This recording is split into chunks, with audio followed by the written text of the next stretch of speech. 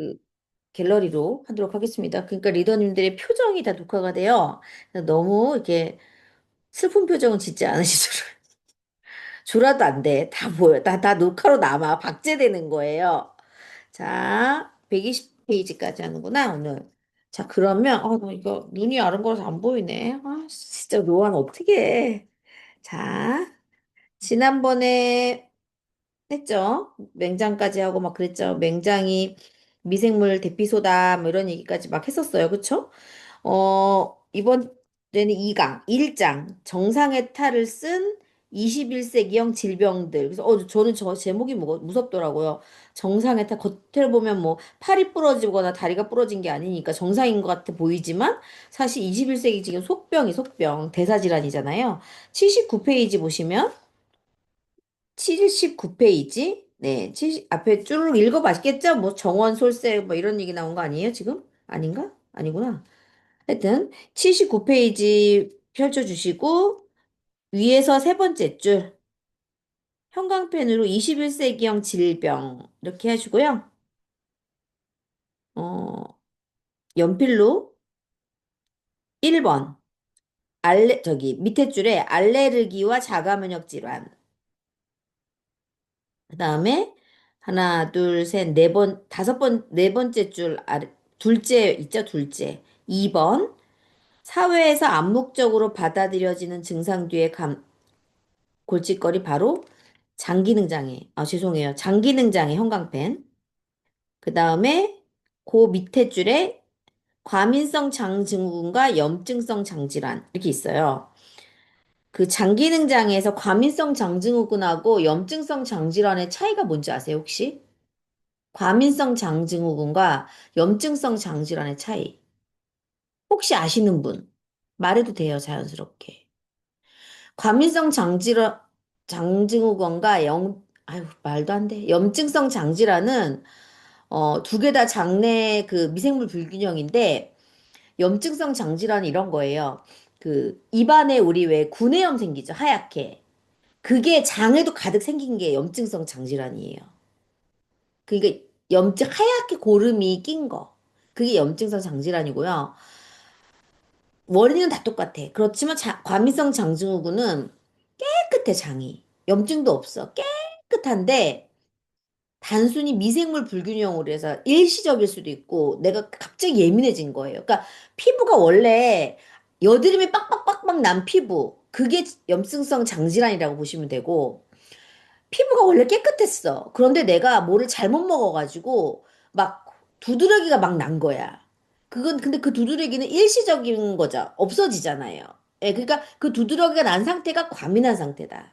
장도 그렇다. 장도 두드러기가 나고 겉으로 보면 멀쩡한데 안 되는 거죠. 그러니까 그렇게 해서 과민성 장증후군하고 염증성 장질환을 비교를 할 줄 알아야 돼. 왜냐하면 이거 마발 상담하다 보면 저 과민성이에요. 뭐 이렇게 얘기하는 사람이 있거든요. 그런 거랑 염증성 장질환이랑 우리가 구분을 할 줄 알아야 되거든요. 그 뒤에 보면 마바 식단 뒤에 보면 그 식단 처방할 때 염증성 장질환이라고 딱 얘기하잖아요.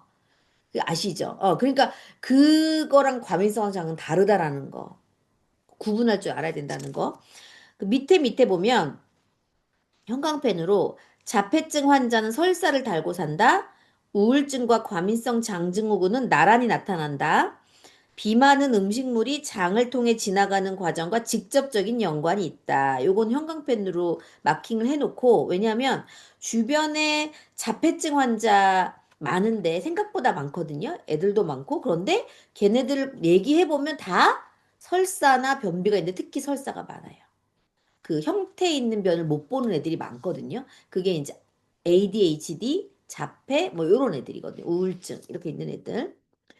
자, 그래서 어, 첫 번째 21세기 질병 첫 번째가 이제 알레르기와 면역 질환이었고 두 번째가 장기능장 그 형광펜을 마킹하시면 되고 세 번째가 자폐증 환자는 설사 달고 산다. 그걸 3이라고 하시면 되고요.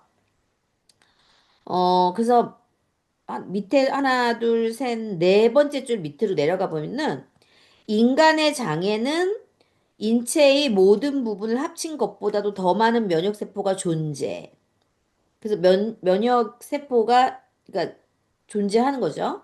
밑에 줄에 창자 주변, 창자 주변, 그러니까 대장, 소장 주변이죠.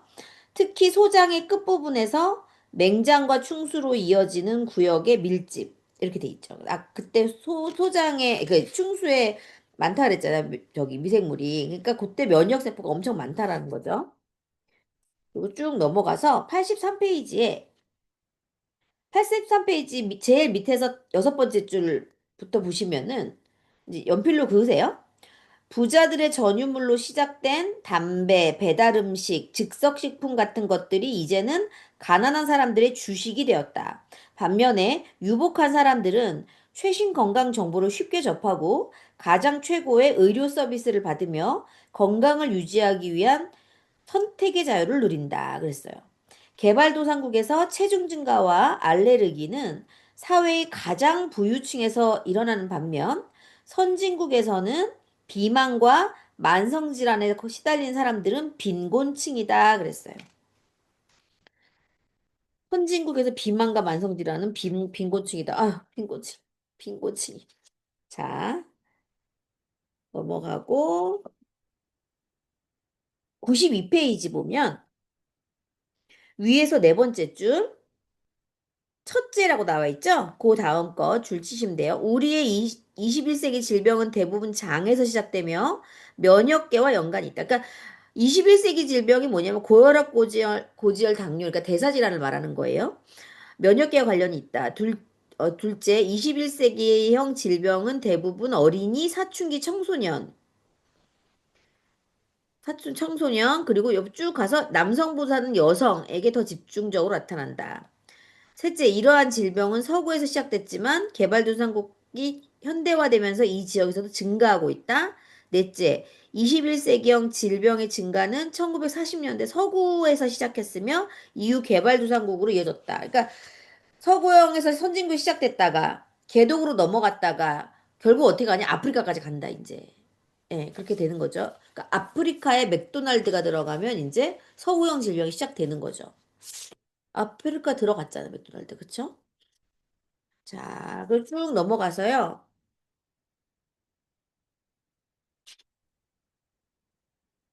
111쪽에 계속 21세기형 질병 얘기하는 거예요. 과민성 장증후군 위에서 다섯 번째 줄. 111쪽 위에서 다섯 번째 줄. 과민성 장증후군의 원인은 규명하기 어렵다. 염증성 장질환의 경우는 환자의 결장이 궤양으로 덮여 있지만 아까 하얀 거 입에 구내염 하얀 거로 덮여 있지만 과민성 장증후군의 장은 건강한 사람의 장처럼 분홍색이고 매끄럽기 때문이다. 그래서 의사들이 내시경만으로는 진단할 수 없어요. 내시경만으로 진단할 수 없고 그러기 때문에 더더욱 치료가 힘든 게 과민성 장이라는 거죠. 우리 여드름 말고 두드러기가 올라왔어. 그러면 피부 연고 발라요? 못 줘요. 안 들어요. 그처럼 언니 다 바를 거야. 전신에 돌아다니는데. 그렇기 때문에 이제 쉽지 않다. 그래서 과민성 장증후군도 두드러기 같은 거다. 일시적인 거다. 자, 112쪽 뒤로 넘겨서요. 세 번째 단락에 과민성 장증후군의 출발점으로 위장염과 항생제 이렇게 있어요.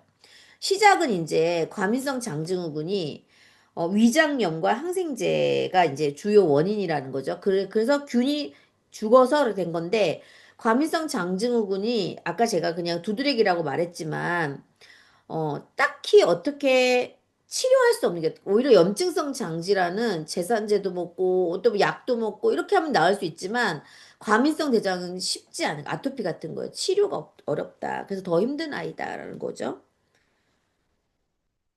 혹시 책 읽어 오셨죠? 책 읽어 오신 분 오케이.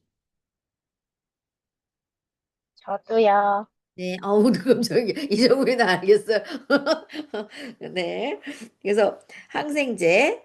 그러니까 원인이 이제 위장염과 항생제예요. 옆에 줄. 단기간에 일어난 장내 미생물의 파괴가 미생물총 구성에 장기적인 영향을 끼칠 수 있다는 결론.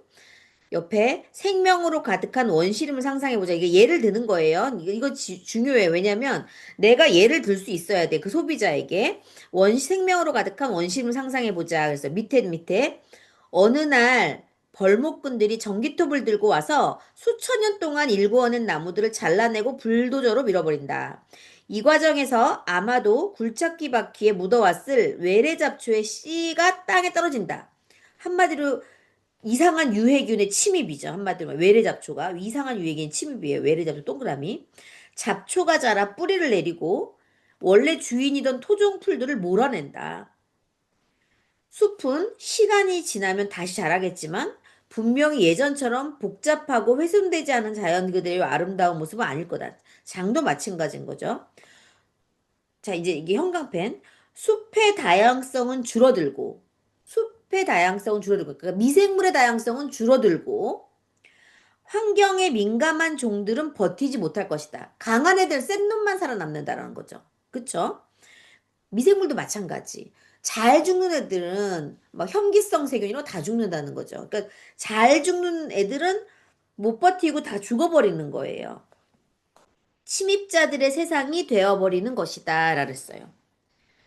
자, 그래서 이렇게 미생물 불균형이 와서 결국은 이제 과민한 장으로 바뀌었다. 왜냐하면 막 순한 애들이 다 죽었기 때문에 예민한 애들만 살아남았다 이 뜻이에요. 그러니까 한마디로 말해가지고. 네, 그래서 113쪽에 위에서 세 번째 줄 항생제라는 전기톱과 외부에서 침입한 병원균이 수없이 미묘한 상호작용으로 균형을 이룬 생명의 그물망을 찢어놓는다. 이거 좀 어렵지만 그러니까 결국은 이제 그런 항생제란 전기톱 드르륵 드르륵 완전 초토화 숲을 막 벌목하는 애들이야. 그러니까 항생제 한 번 먹었으면 내가 거의 1년치의 유산균 먹었던 게 날아간다고 그랬죠, 제가. 그래서 애들한테 항생제 진짜 신중하게 먹여야 돼요. 내가 1년치 먹인 유산균이 날아간다니까요. 한 달에 5만 2천이면 50, 60만 원어치 날아갔다는 얘기예요. 항생제 한 번으로. 제발. 항생제란 전기톱과 외부에 침입한 병원균이 수없이 미묘한 상호작용으로 균형을 이뤘던 그 건강한 숲의 그물망을 찢어놓는 거예요. 파괴의 수준이 심각하다면 시스템은 다시 복원되기 힘들다. 항생제를 막 한 달에 한 번씩 먹어. 그러면 걔는 복구 안 된다는 거예요. 그래서 밑에 줄. 그래서 결국 그래서 장내 미생물 불균형 디스바이오시스가 됐다. 그러니까 그 불균형한 미생물 그 상태를 디스바이오시스라고 했잖아요. 그 영어로 조그맣게 써 있죠?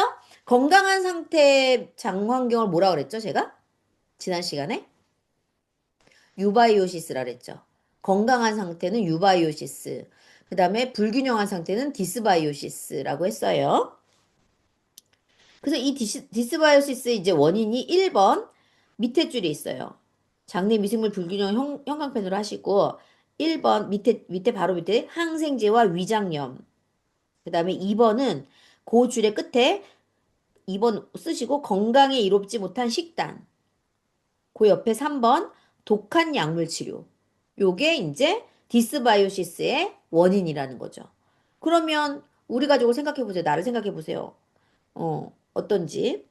자, 그래서 밑에 하나, 둘, 세 줄 밑으로 내려가시면은요. 또 형광펜으로 이렇게 21세기 질병의 중심은 바로 이 미생물 불균형이다. 디스바이오시스가 결국 21세기 질병을 일으킨다. 이러는 거죠. 밑에 줄에 일반적인 설사나 변비 역시 미생물 불균형의 뿌리. 내가 만약에 설사와 변비를 반복하고 있다.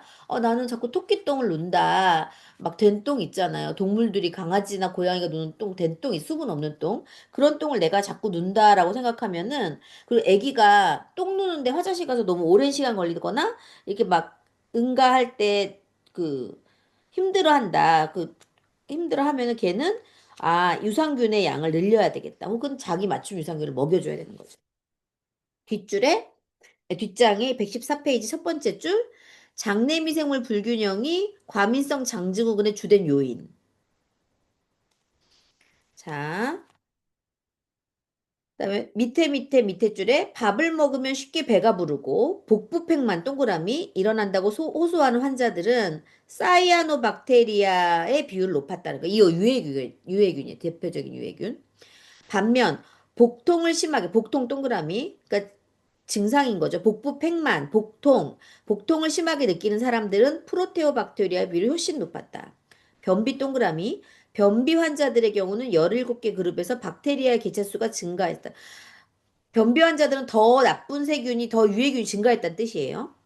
그 다음에 과민성 장증후 동그라미 환자들은 건강한 사람에 비해 변형된 미생물총.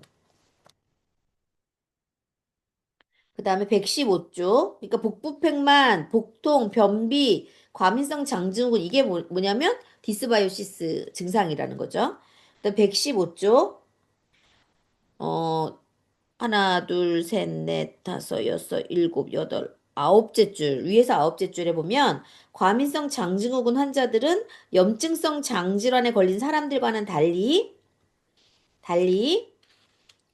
어, 장 내벽에 궤양은 없지만 대신 염증 수치가 필요 이상으로 높다.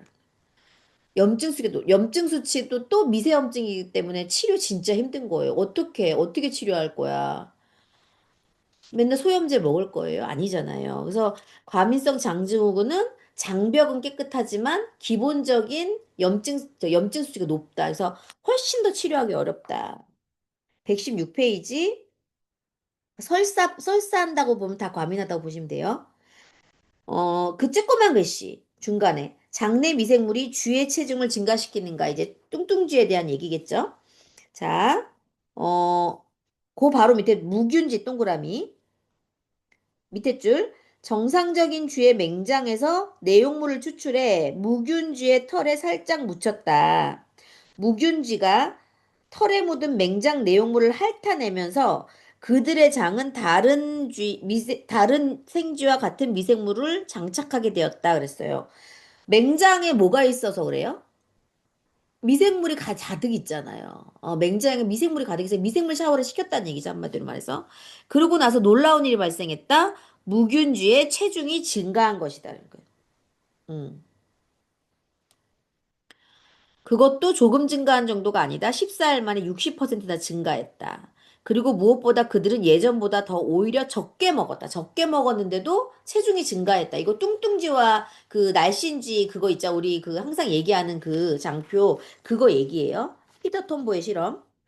그래서 118쪽에 중간쯤에 보면 두 번째 단락의 세 번째 줄 비만주와 마른주의 미생물총 비교.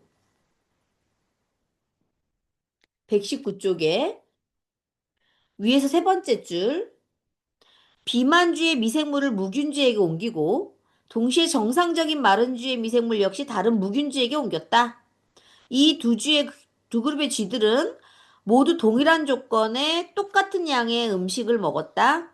그러나 14일이 지난 후에 뚱뚱한 미생물총을 받은 무균쥐들은 뚱뚱해졌고 정상 미생물총을 받은 무균쥐들은 그렇지 않았다. 그래서 그 비만주와 마른지 미생물주의 비교 형광펜으로 칠하고 그다음에 14일이 지난 여기서부터 끝까지 형광펜으로 칠하시면 돼요.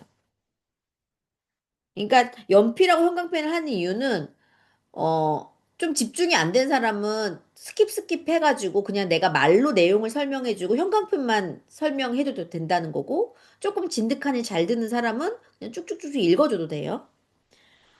위에서 그러고 네 번째 줄 밑에 즉 마른 사람의 미생물을 채취해 뚱뚱한 사람에게 이식한다면 다이어트를 하지 않고도 체중을 감량할 수 있다는 사실. 이렇게 형광펜 그 줄을 쭉 넘어가고요. 120쪽까지 끝났죠? 이게 120쪽까지 다 했죠? 네, 여기까지. 궁금한 거 없으시죠? 네, 요걸로 마치도록 하겠습니다. 이거 라벨 태그 이거 인증 안 하신 분들 있으시죠? 이거 인증해서 오늘 밤까지 뭐 혹시 라벨지가 없으세요? 네, 라벨 요거 해가지고 올려주시고, 그 다음에 120쪽까지 요거 안 읽으신 분들은 이거 쌓이면 엄청 힘듭니다. 네, 읽어주시길 바랍니다. 이것으로 마치도록 하겠습니다. 감사합니다.